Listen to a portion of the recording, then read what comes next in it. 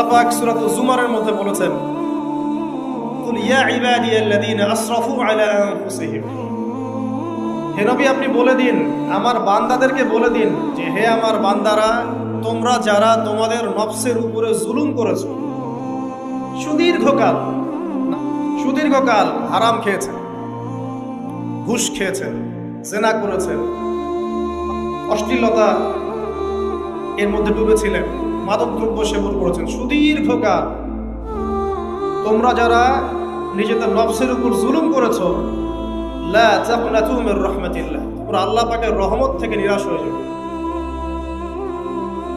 তোমরা আল্লাহ পাকের রহমত থেকে নিরাশ হয়ে যাও না। ইন্নাল্লাহা ইয়াগফিরুয যুনুবা জামিআ, আল্লাহ পাক চাইলে সমস্ত গুনাহ মাফ করতে পারেন। ইন্নাহু হুয়াল গফুরুর রহিম, তিনি হচ্ছেন পরম করুণাময়, অসীম দয়ালু।